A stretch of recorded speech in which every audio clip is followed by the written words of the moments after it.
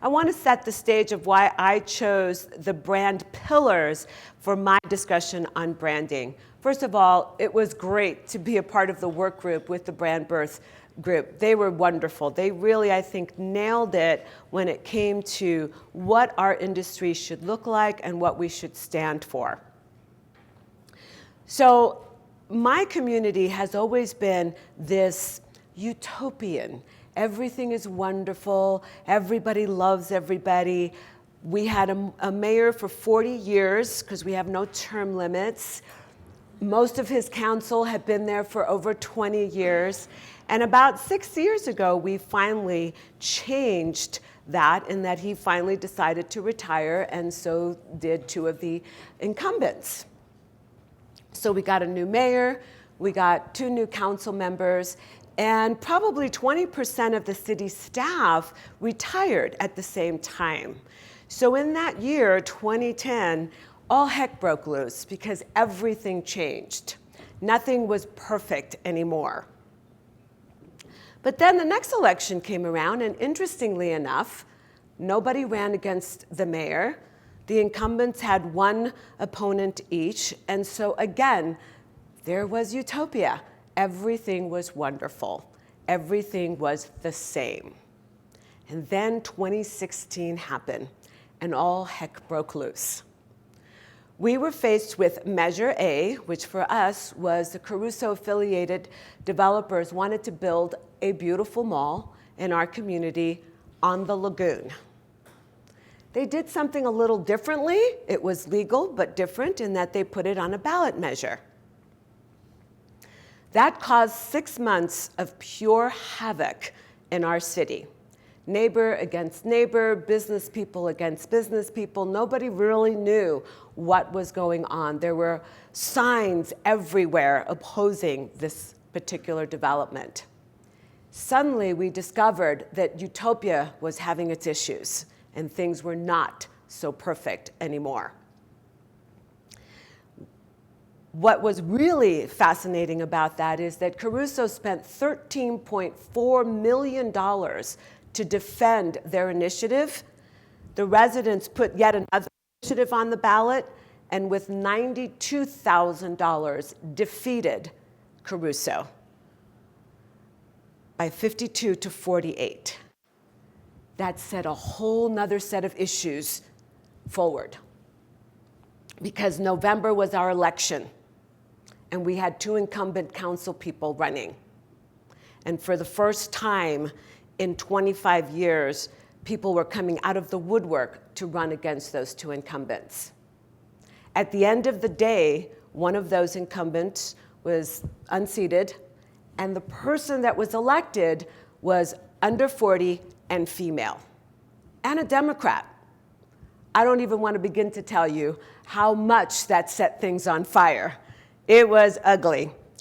So for us, the 5 pillars helped us when we decided that we were going to tackle yet a new issue that we know is going to cause major, major havoc in our community, and that is the expansion of our airport.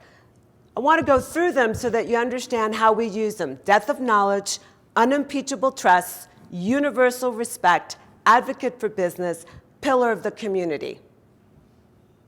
Depth of knowledge.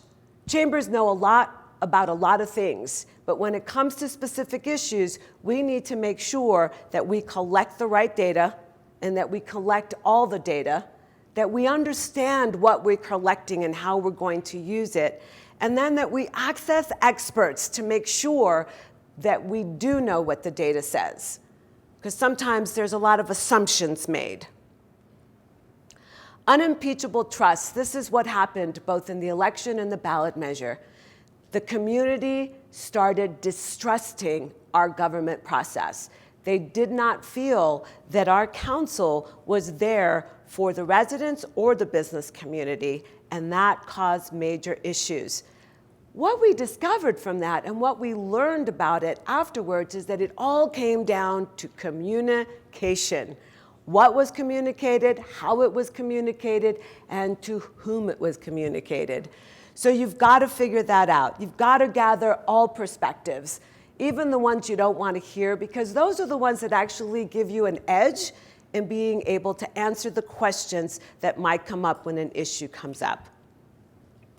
Convene all of your influencers. Universal respect. Here's where the chamber and the city both lost big time in those two issues. We're supposed to be kick-ass problem solvers, and we didn't.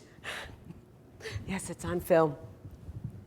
We operate with a results-driven focus. We were all over the place. The city was all over the place. The chamber was all over the place. We didn't do our job.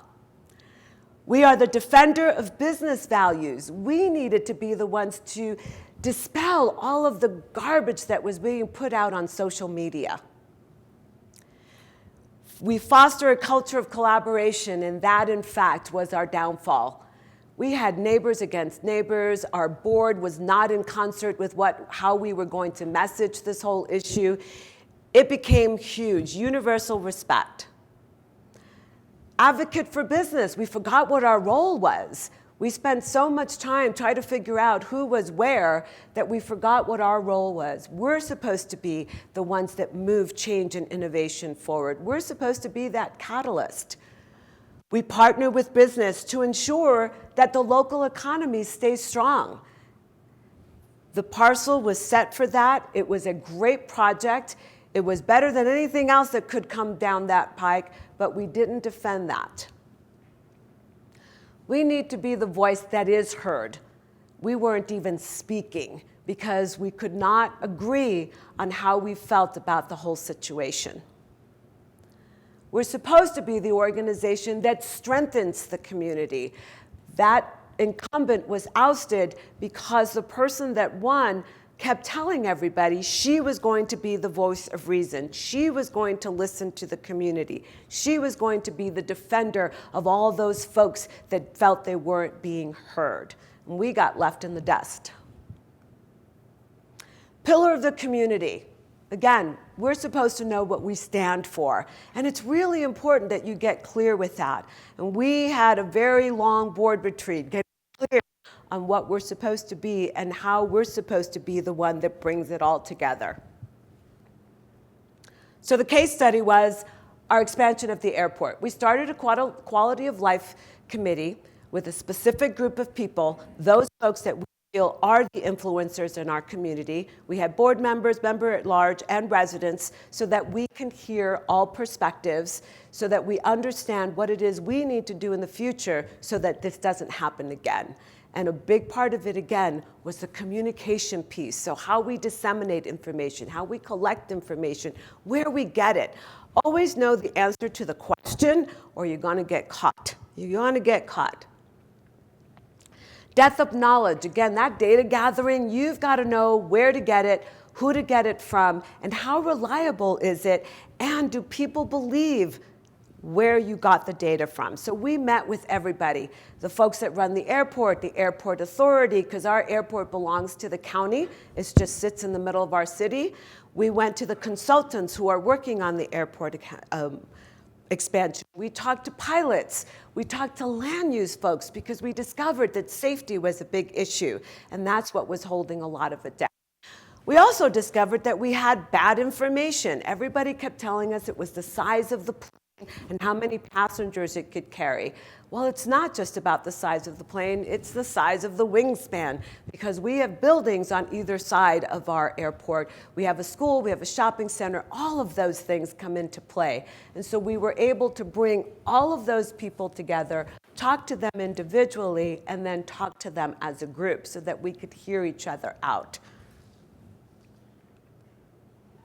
We recently then held a CEO roundtable. We called all of those folks who actually use the airport on a regular basis or were using it before the commercial lines left to ask them, do you want us to move forward with this? Is the airport important to you? Because right now, that airport brings in $200 million in business through private charters and private airplanes, corporate airplanes, helicopter service. It's doing just fine, but our corporate businesses were not being served. We discovered that one of our largest businesses, Thermo Fisher, puts out 16,000 tickets because they're a global company. They bought 16,000 tickets, and they hate the fact that folks have to drive all the way to San Diego to get to San Francisco, San Jose, Vegas, places that they could park in our airport for $5 and be there in an hour and not have to have all that travel time in between. So we really found out that absolutely, not only do they want to use the airport, they were willing to talk about public-private partnerships. They'll help fund an airline to come into our airport. That was important. We also wanted to find out from them what's the role they wanted us to play in all of this. It was great. For the first time, we actually heard people use the words, "We want you to advocate for us. We want you to make sure that the public gets the right information. We want you to be in the forefront of this expansion so that people know that it is not only good for business, but that it's good for the economy of our community and the quality of life that everyone is currently enjoying." And so it was really important for them to say that to us, not for us to assume that that's what we're supposed to do it. And they also gave us very specific ways they'd like us to do it. Town hall meetings with other businesses, looking at what is it that is the biggest issues, and then let's work on those. And the funding, because that's what the airport authority keeps telling us is what's holding things up. The funding, it's going to be a $300 million project. We're on a landfill. You've got to build this. You've got to build that. Well, if your corporate companies are willing to help fund some of that, then let's see how we move forward. Let's figure this all out. Let's do it together. It was great. It was unbelievable. Now we had to work again on that universal respect. Because in the middle of all of this, it finally came out that our city was in litigation with the airport authority because of land use issues. See, all of these issues come down to land use and how you can use the land in your city. The airport authority has the right to override anything that the city says about that particular footprint. And so they were in litigation because there's a lot of development that could disappear if the safety zone is changed for the airport, for the expansion. Well, we've since discovered that in fact, that's not true. If we go out only 200 feet, even 400 feet, these are no longer an issue. And there are companies that have airplanes that could land. So we're good there. Advocate for business. Let's make sure that we remember who we are, and what we're supposed to be doing. We're supposed to be making sure that we keep tabs on issues, concerns for business. We're supposed to figure out the plan, how we're going to move forward.